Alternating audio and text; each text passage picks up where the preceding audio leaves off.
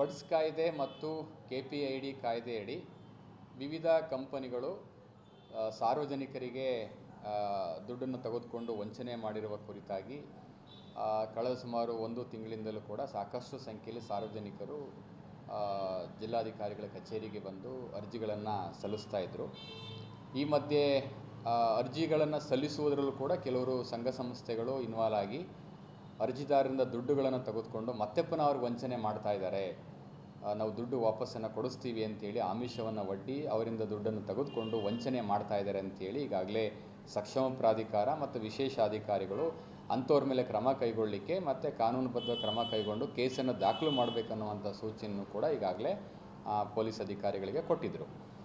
ಅದಾದ ನಂತರ ಕಾನೂನಾತ್ಮಕ ತೊಡಕಿರೋದ್ರಿಂದ ಅಂತೇಳಿದರೆ ಎಲ್ಲಿಯೂ ಕೂಡ ಅಧಿಕೃತವಾಗಿ ಏನು ಕಾಯ್ದೆಯ ಪ್ರಕಾರ ಬಡ್ಸ್ ಕಾಯ್ದೆಯ ಪ್ರಕಾರ ಮತ್ತು KPID ಕಾಯ್ದೆಯ ಪ್ರಕಾರ ಯಾವುದೇ ಒಂದು ಅರ್ಜಿಗಳನ್ನು ಸ್ವೀಕರಿಸಬೇಕಂತ ಹೇಳಿದರೆ ಮೊದಲು ಸಕ್ಷಮ ಪ್ರಾಧಿಕಾರ ನೇಮಕಾತಿ ಆಗಬೇಕು.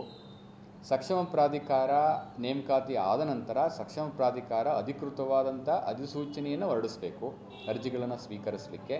ಅದಕ್ಕೊಂದು ನಿಗದಿತ ನಮೂನೆಯನ್ನು ಕೂಡ ಸಕ್ಷಮ ಪ್ರಾಧಿಕಾರ ಮಾಡಬೇಕಾಗತ್ತೆ. ಅದನ್ನು ಮಾಡದಲ್ಲೇ ಅರ್ಜಿಗಳನ್ನು ತೆಗೆದುಕೊಂಡ್ರೆ ಮತ್ತೆ ಪುನಃ ಕಾನೂನಾತ್ಮಕ ತೊಡಕುಗಳು ಆಗುತ್ತೆ ಮತ್ತು ಕೋರ್ಟಿಗೆ ಹೋದರೆ ಕಷ್ಟ ಆಗ್ತದೆ ಅಂಥೇಳಿ ಈಗ ನಿನ್ನೆ ನಮಗೆ ವಿಶೇಷಾಧಿಕಾರಿ ಮತ್ತು ಸಕ್ಷಮ ಪ್ರಾಧಿಕಾರವರು ಒಂದು ಸುತ್ತೋಲೆಯನ್ನು ಕೊಟ್ಟಿದ್ದಾರೆ. ಇಡೀ ಕರ್ನಾಟಕ ರಾಜ್ಯಕ್ಕೆ ಸಂಬಂಧಪಟ್ಟಂತೆ ಎಲ್ಲ ಜಿಲ್ಲೆಗಳಿಗೂ ಕೂಡ ಎಲ್ಲ ಜಿಲ್ಲಾಧಿಕಾರಿಗಳು ಕೂಡ ಸುತ್ತೋಲೆಯನ್ನು ಕೊಟ್ಟಿದ್ದಾರೆ.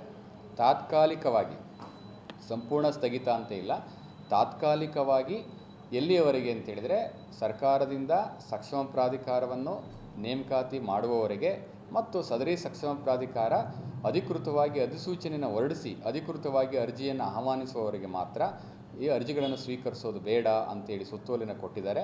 ಹಾಗಾಗಿ ಸಾರ್ವಜನಿಕರಲ್ಲಿ ನಮ್ಮ ವಿನಂತಿ ಇಷ್ಟೇ, ಯಾರೂ ಕೂಡ ಇದರಲ್ಲಿ ಆತಂಕ ಪಡುವ ಅವಶ್ಯಕತೆ ಇಲ್ಲ. ಮತ್ತು ನಿಮಗೆ ಯಾರಾದರೂ ಸಂಘ ಸಂಸ್ಥೆಯವರು ಅಥವಾ ವ್ಯಕ್ತಿಗಳು ಬಂದು ದುಡ್ಡನ್ನು ವಾಪಸ್ ಕೊಡಿಸ್ತೀವಿ ಅಂತ ಹಣದ ಆಮಿಷೆಯನ್ನು ಒಡ್ಡಿ ನಿಮ್ಮ ಹತ್ರ ದುಡ್ಡನ್ನು ತೆಗೆದುಕೊಂಡು ಸಾರ್ವಜನಿಕರ ಪರವಾಗಿ ಬಂದು ಅರ್ಜಿಗಳನ್ನು ಕೊಡಿಸೋದಾಗಲಿ ಮಾಡೋರ ಹಿಂದೆ ದಯವಿಟ್ಟು ಹೋಗಬೇಡಿ. ಕಾನೂನು ಪ್ರಕಾರ ಏನು ಸಕ್ಷಮ ಪ್ರಾಧಿಕಾರ ನೇಮಕಾತಿ ಆದ ನಂತರ ಅರ್ಜಿಗಳನ್ನು ಅವರು ರಿಸೀವ್ ಮಾಡ್ತಾರೆ, ಅರ್ಜಿಗಳನ್ನು ಆಹ್ವಾನಿಸ್ತಾರೆ. ಅಲ್ಲಿವರೆಗೂ ದಯಮಾಡಿ ಕಾಯಬೇಕು ಅಂತೇಳಿ ನಾನು ವಿನಂತಿಯನ್ನು ಮಾಡ್ಕೊಳ್ತೇನೆ.